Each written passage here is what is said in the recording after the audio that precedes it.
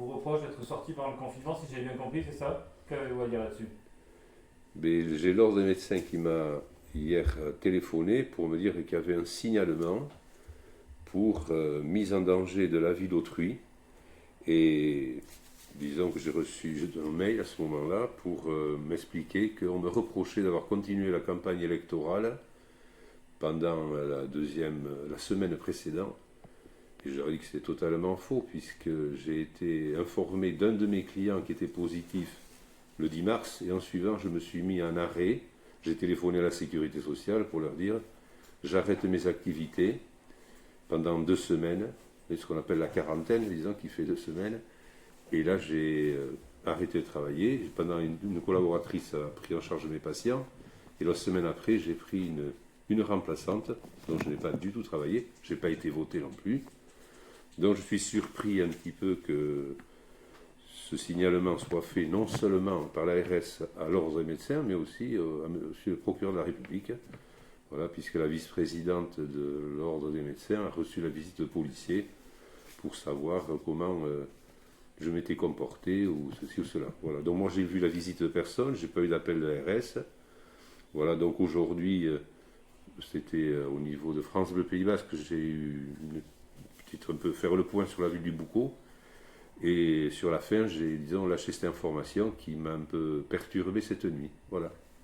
Pour vous, vous avez respecté les règles, vous avez fait ce qu'il fallait à partir du moment où vous étiez informé. Écoutez, dès que j'étais informé, moi j'ai arrêté mon activité. 2 semaines, j'ai averti la sécurité sociale, j'ai averti l'ARS.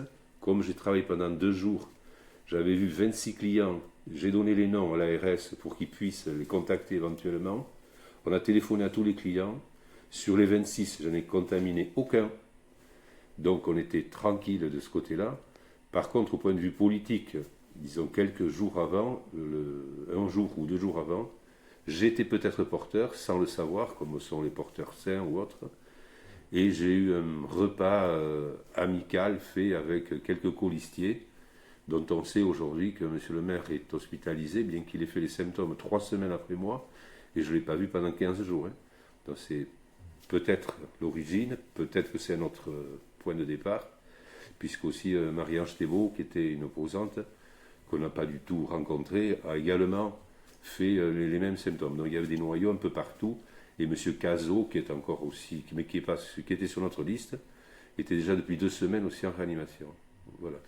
Tous les colistiers qui sont sur la liste dont j'ai fait état, qui étaient certainement contaminés, n'ont pas été testés. Aucun, même pas en première adjointe.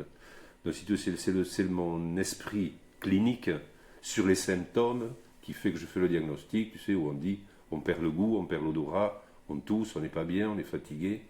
Voilà, c'est là-dessus, j'ai dit, bon, toi tu restes chez toi, toi tu restes chez toi, toi tu restes chez toi. Et j'ai fait la comptabilité comme ça. Ça a un peu effrayé tout le monde, puisque je l'ai dit, mais malheureusement la transparence fait peur en ce moment, et certains employés municipaux ont eu peur et ont manifesté un petit peu leur droit de réserve, donc ça a été un petit peu compliqué pour assurer tous les services. Donc la directrice des services qui est toujours là, Odile Le Talandier, a quelques difficultés comme maintenant, donc moi je n'ai fait une contamination à personne, j'ai appliqué les mesures les plus réglementaires, les 14 jours, j'ai arrêté de travailler, je n'ai pas été voté, donc je ne comprends pas cette situation de l'ARS qui me signale à l'ordre des médecins, au procureur. J'y trouve, bon c'est peut-être les mots sont forts, peut-être l'indignité dans la mesure où à l'ordre des médecins, lorsqu'on reçoit une plainte et qu'elle n'est pas signée, on la met à la poubelle.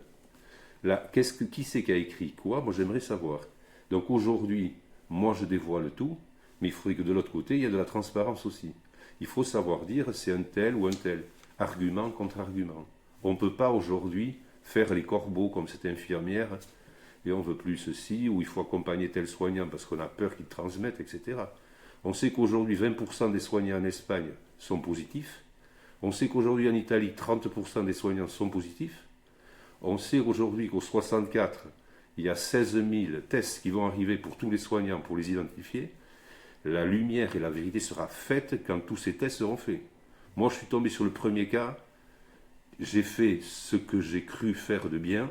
J'ai insisté auprès de l'hôpital. Malheureusement, mon premier client ne venait pas de Chine, donc je n'ai pas eu droit au test. parce qu'il y en avait peu, parce que ce n'était pas encore dans les habitudes. Aujourd'hui, la qualité vient, les services viennent, mais il y a un temps de retard.